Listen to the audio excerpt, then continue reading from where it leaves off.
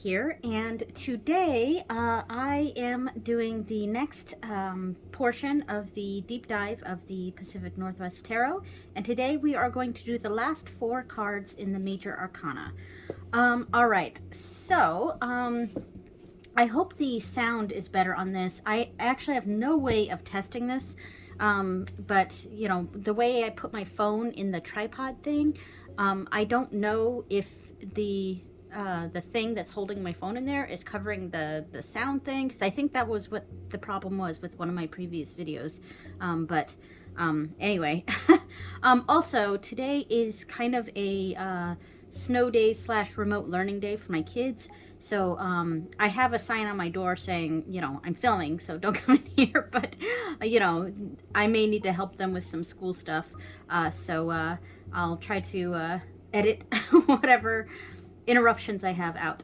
Anyway, so we are on the last 4 of the Major Arcana. That is the Moon, the Sun, Judgment, and the World. And I think everything's in frame here, but all right. And I think when I was looking over my my notes here on how to do my deep dives,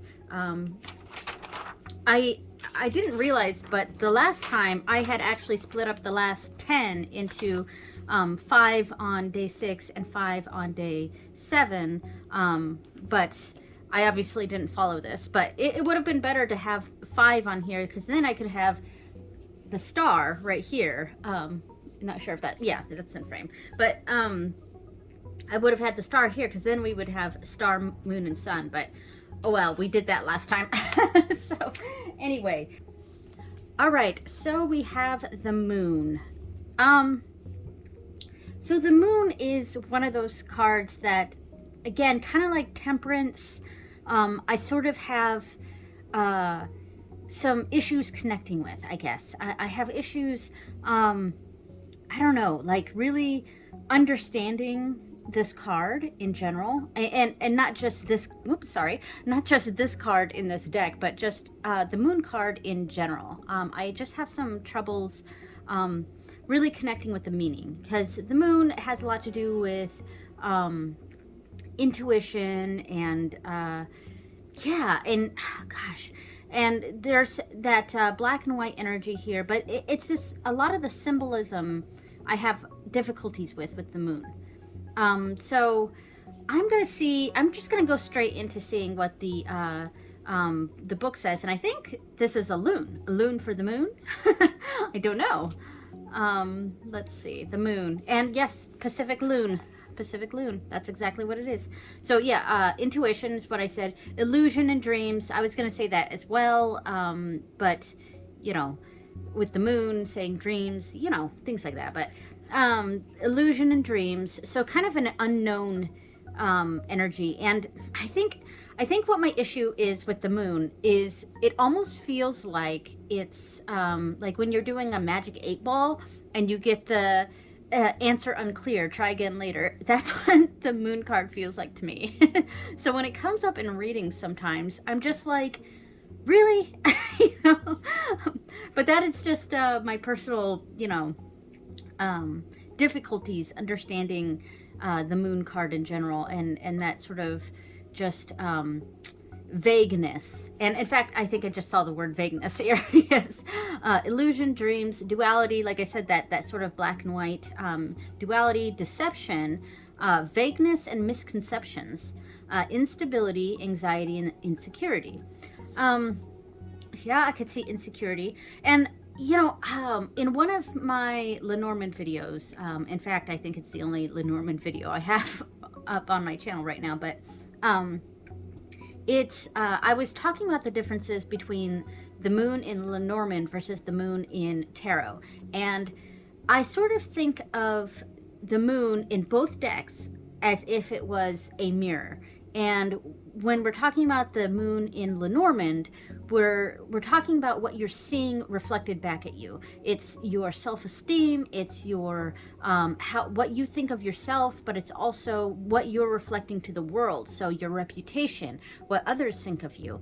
Whereas the Moon in Tarot it's like the other side of that mirror. It's what you don't see. It's maybe your shadow self, which I have some, I don't know. I have like, I don't know what it is, but I kind of have this like aversion to shadow work, or maybe it's just that phrasing. There's something about that I just don't like, you know. But anyway, that's a different topic. But and maybe that also contributes to why I have some issues with the moon card in tarot. But yeah, it's kind of that the other side of the mirror, and yeah, that's what I think of when I think of the moon. So here's what this says about the imagery here. In breeding season, and the loon, it's breeding season, and the loon lays her eggs, two gray-green speckled orbs, each the perfect image of the other. Her nest floats upon the mirror of the lake, a surface identical in color to the night sky.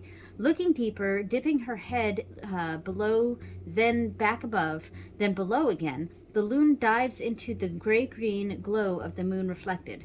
She resurfaces with her catch and floats on the veil midway between two luminous speckled orbs, each the perfect image of the other. So, I, honestly, it didn't help. It didn't help with my issues with the moon. Yeah, I think this is just kind of an ongoing issue I have with the moon card. Like I said, it just feels like it's the answer unclear, try again later option in a Magic 8 Ball. I don't, you know, it is what it is. And I think, you know, that's just going to be my constant issues with the moon, I think.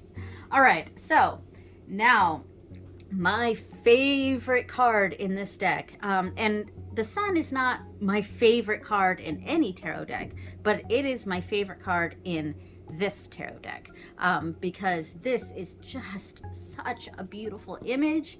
I really love it. It's the contrast of this, of the kind of backlit, but really illuminated trumpeter swan here, with that, you know, bright sun, and the contrast with the blue sky. It's artistically, I just find this card stunning. And every time I see it in this deck, I do a flip through or I do a reading, if this card comes up, it like takes my breath away. It's just so pretty. And like I said, I'm making the bag. I'm going to be using this fabric. And I specifically got this fabric because there was a swan and mushrooms in it.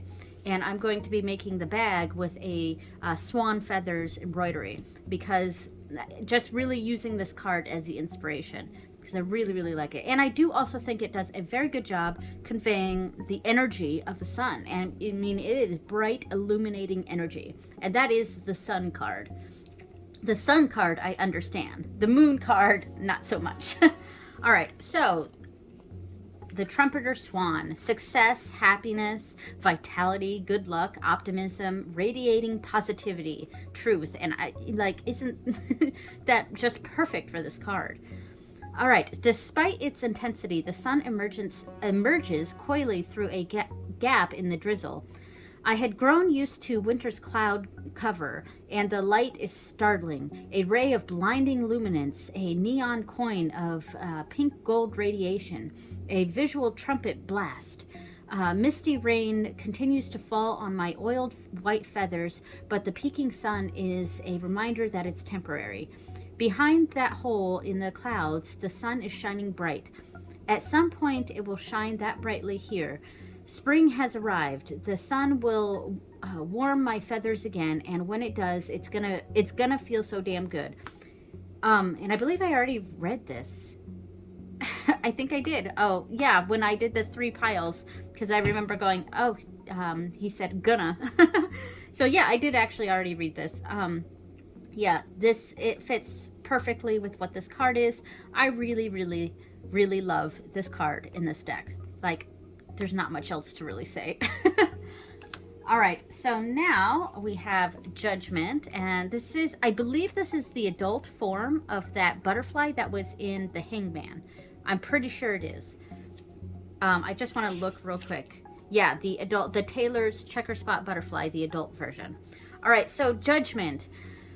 Judgment I also sometimes have that same feeling with Judgment as I do with the Moon, except not as pronounced, because I kind of understand what this card is about. And I'm also really happy that this doesn't have the extra E in it, because I personally spell Judgment with one E. So, and I preferred my tarot decks to have Judgment without the extra E. Both spellings are accepted. Both are fine as long as you're consistent. But I personally spell it without the extra E. So I'm glad to see that this one does the same. So Judgment, it's really, gosh, it's... God, I cannot get my words out here. So I don't know how this imagery relates to what I think of when I think of the Judgment card, because I do see the rays of light coming down, because there is a sort of awakening sort of feeling with the Judgment, and I believe I actually read that word there. Yeah, awakening, renewal, rebirth, reflection, purpose, evaluation, accountability, and consequence. Yeah. So I definitely get the accountability and consequence and all that when it comes to Judgment. That makes sense. I think, I don't know, I do have issues sometimes with the Judgment card. It also feels quite religious in a way, kind of like the Hierophant. And it has that same sort of energy, that hierarchical judgment, really. So I get that. And I think maybe sometimes I have trouble with that energy. But I'm not sure how this fits in with the imagery, though. Or I don't know how the imagery fits in with the card. So I'm going to go ahead and start reading it. I just bent the page a little bit. Oh. All right, so they call it metamorphosis, but they should call it birth. And okay, that makes sense. and there is that connection with the Hanged Man or the Hanged One in this deck. And yeah, so there is a rebirth, a reawakening. So that in connection with the Hanged One card, I am seeing that. Okay. The butterfly emerging from the chrysalis is not the caterpillar that wrapped itself in silk. That caterpillar is dead, broken down, digested. Gradually, its liquefied remains form new structures: eyes, legs, antennae, and paper-thin wings. A round and compact body is reconstituted and replaced by a body that stretches outward in delicate formations. The butterfly carries not the caterpillar's memories or idiosyncrasies. Those neural pathways were destroyed. This is a new animal escaping its chrysalis, unaware of how it got there, leaving the only world it has ever known. Taking flight, it begins its life. Very fascinating. So it is really leaning into that rebirth, renewal, awakening energy of the Judgment card, and has kind of less to do with the judgment part of it and more to do with that renewal, rebirth energy. So interesting. I don't know how I feel about it. I don't think I put this in my my meh pile, but I kind of feel like if I redid the three piles system thing, I probably would put this in my meh pile. I don't know. But anyway, so the final card is the World, and this was the one that I put in my, this was my ultimate meh card. And, you know, I feel more connected to it now that I you know, read through the book or the book's entry on the World, which I'm not going to repeat again for this card. I might just quickly do the keywords, only because I forgot that I did already read some of these cards in that Three Piles episode. But yeah, so I think this is a beautiful card, and it really matches this fabric that I'm going to be using on the inside here. So I kind of used the fabric to match my favorite card and my least favorite card of the deck. So that's kind of funny. But So I understand what they were going for with the world. The world for me is kind of that seeing the bigger picture, stepping back and just seeing that bigger picture of what's going on. And it's seeing that macrocosm. It's seeing the the progression of everything that's happened and stepping back, and because it's the end of the Major Arcana, so that fool's journey has come to it has come to this point where we've gone through everything, and now we have this bigger picture image of the world and our choices and the effects that they've had on a macro scale. And that's how I see the world. And with this card, they kind of brought that macro into the micro of this rose. And I'm just going to read the keywords here. I'm not going to read the full entry. The rose, it has to do with wholeness, harmony, enlightenment, fulfillment, unity, the universe, culmination, completion, achievement. Yeah, so that's how I would, for the most part, see the world. But like I said, I think my key phrase in my head is bigger picture. That's kind of what I think of when I think of the world. I think of the bigger picture. But all right, so now that we have done the 4 cards here, we're gonna put them back in order here in the middle, and I'm going to start pulling 2 shuffled cards, or 2 card surrounding reading for each card, and there's going to be 2 readings. All right, so let me shuffle. Okay, so I think I've sufficiently shuffled this. I'm just going to do one more overhand here and just do this. So Page of Wands again. Oh my gosh, this card has been following me throughout these 3 card readings for this deep dive. So my goodness, this Page of Wands has been following me everywhere. All right, Page of Wands and 3 of Cups. Surrounding the moon, which is my trouble card, I guess. I don't know. I think my misunderstanding of the moon, I think, fits in with the moon, because the moon is kind of that vagueness energy. And gosh, and I think my not understanding, you know, what this card is telling me is kind of fits in with what the moon card is. It just, I really just don't know what you're telling me, you know. But so I think when I see this, you know, I think it's sort of this desire. You know what this makes me think of? It makes me think of my desire in wanting to have friends and wanting to do those sort of social events, but because, you know, that Page of Wands has that spark that I really want to do this, and you know, the friendship aspects of the 3 of Cups, but we have this moon in the middle, and it makes me think of my own issues with trying to keep friends, trying to maintain friendships, if that makes sense. I'm such a hermit sometimes. Which is funny, because the Hermit card is not the Major Arcana card that I feel the most connected to. I think Strength and the Magician are the ones that I feel the most connected to. But I can be often very much of a hermit, and I'm pretty introverted, and I'm very much a homebody, and I want to maintain friendships. I want to keep friends, but there's this unknown aspect. And then the whole pandemic just did not make things easier there, you know? So yeah, I just see this reading as sort of reflecting my own issues with keeping and maintaining friendships. Oh gosh. Anyway, so that was a pretty personal reading. All right, so the next one here, we have the 4 of Pentacles, and we have the 9 of Cups. Sorry, the 9 of Cups. Wow.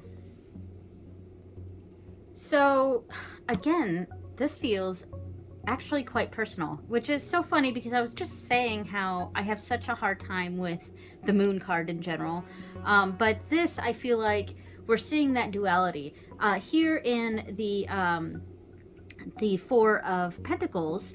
I feel like I have a little smudge or something, but nothing's, yeah, there's something on this card. I'm not sure if you guys can see this, but it's, I don't feel anything. So it's, anyway, so the Four of Pentacles has a lot to do with that saving kind of energy, that being very frugal and not sharing and keeping things in and secure. And then we have this sort of opposite energy here with the Nine of Cups that is all about sort of the opposite of frugality and that lavish lifestyle. And we got that pearl in here in the middle and just overflowing cups. And then this moon in the middle saying, like, I want to save and I want to not spend my money. But then there's all these desires going on and this abundance energy. And, you know, that's kind of poignant and pretty personal again. I feel like I'm trying to save, but I keep spending a bit. So there we go. It's case in point, the fact that I got this deck. And I've recently acquired quite a few decks. Anyway, so next card, we have the Sun. And I really like this card. All right, and then we've got the Chariot. Wow, that's a lot of energy here. And we have the Eight of Swords. So I feel like there's like all this energy, all this pent-up energy even. And that is also connecting with like the pandemic, I think. It's like we have all this pent-up energy, but we're kind of stuck in this one place. And man, yeah, I really see that. Like this pent up, like momentum energy, and we've got that all pent up, but we're like kind of stuck in this place because this little animal here is hiding from this bird, hiding behind this cactus and all the pokey. Yeah, I really think this is kind of connecting to that pandemic. All right, so then we have the Magician. I was just saying I connect very much with the Magician card. And the Eight of Pentacles. I like this reading simply just because 8 is my favorite number. Eight of Pentacles in general is my favorite card in tarot in general. This is my favorite card in this deck, and this is one of the major arcanas that I feel the most, that I relate to the most. So, and the reason why I love the Eight of Pentacles in general and is my favorite tarot card is because I relate to it the most. And so this gives me a lot of the I feel the most alive, the most myself in these two cards. So I'm gonna try to separate myself from this trying to read this, but so if I read this for someone else, I would see this as having a lot of energy in perfecting a craft and really delving deep and getting into that zone and getting that energy all placed into your work. And it's work that you love doing, and it's work that, that a lot of your energy is in. So yeah, love this reading. All right, so Judgment. And we get Three of Swords. Wow. So before I even pull the other card, I feel like this is like a heartbreak has happened or something. I wouldn't say devastating, but like just like this sort of energy has happened, and there's a renewal and rebirth sort of energy going on. And then we have the Page of Pentacles, which is a new sort of energy and embarking on something else. So I feel like maybe if I'm thinking about this, like if from a business perspective, not looking at this as a love thing, because a lot of people would read the Three of Swords as a love, sort of like a breakup or whatever. I would see this as a project fell through, but it kind of opened a new door, And there's kind of this, I won't say excitement, but something falling through that you didn't want to fall through. But this ending opened a new door, and we're like, maybe there's an investment or a project or something that didn't work out, but it kind of opened the door to a new project, and that you're kind of diligently putting your energy into. So yeah, that's how I would read this.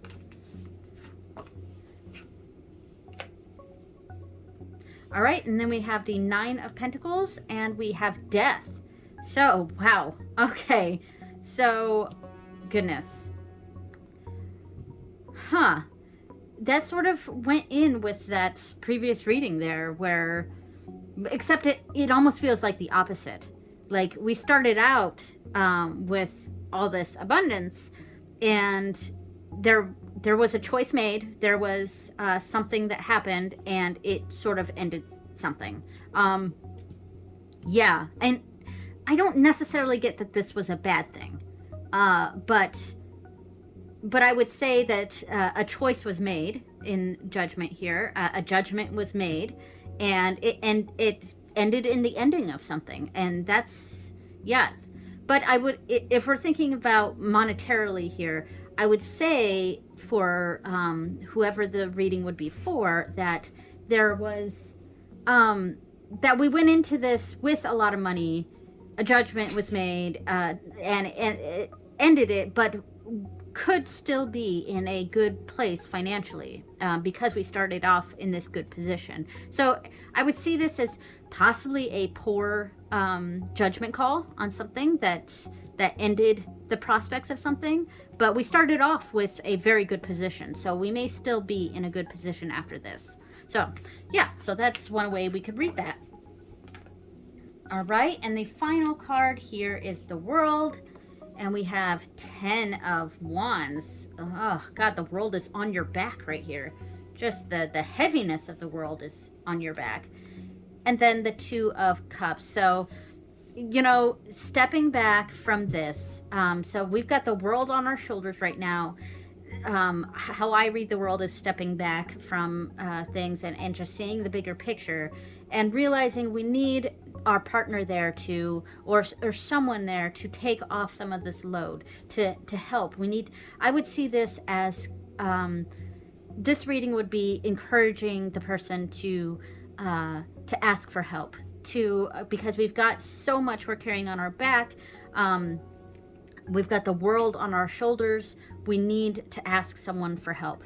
We need to have, not necessarily a partner, but someone that we care about, that we can look to take some of that off of our shoulders. So that is how I would read that. And the final reading is the Four of Swords. So a resting sort of energy here with the Page of Cups. Fascinating.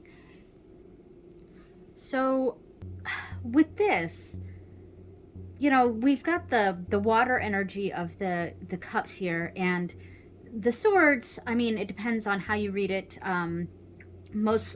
Usually in tarot, it's associated with air, but there's also some tarot decks that associate it with fire. I tend to associate swords with air, but this is a very watery scene. So we've got two water cards. Even though this is a sword, we've got that watery energy here, which has a lot to do with dreams and intuition and maybe meditation, things like that. So we've got that energy going on here. And the Four of Swords is about rest, taking a break, recuperation. Let's find the book here, the Four of Swords. They have this as contemplation, rest, recuperation, peace, meditation, absolutely. Relaxation, self-care. I see that with this too. Feeling overwhelmed and taking a break. So it's kind of like with that previous energy here, where, you know, in the previous reading we had the Ten of Swords, where the world was on our shoulders and we were encouraged to ask for help. Here I feel like we're getting that same sort of energy, but it's like taking an inward break. It's like retreating from that world and coming inward to this flower. And here's where I would say that this imagery is a little more fitting, because it's like bringing that world inside, bringing the macro into the micro, into yourself, and it's a lot of inward healing going on here. And that's how I would read this. And then the Page of Cups is like, oh, a dreamer, idealism, naivete, sensitivity, inner child, a moment or message of intuition. So I feel like there's a lot of going inward energy going on here, and just stepping back from a situation to go inward, if that makes sense. So that's what I would read with this one. All right, so that is the readings for all the cards for the Major Arcana. So the next video I'm going to be doing in my book, not my book, but my notebook. I'm not an author, but in my notebook for how I do the deep dives of decks, after I do the Major Arcana, I start working on the minors, but I do it with a bit more, I guess, numerologically, though I'm not necessarily following a numerological path here. It's more of I'm doing the aces and the twos, and because I'm doing 8 cards now, because it's 4 suits and two from each of those suits, so that's 8 cards. I'm not going to be doing 2 readings around each card, and I'll just be doing 1 reading, so that these videos aren't going to be extra long. So, all right, so thank you so much for watching, everyone, and I will see you next time. Bye!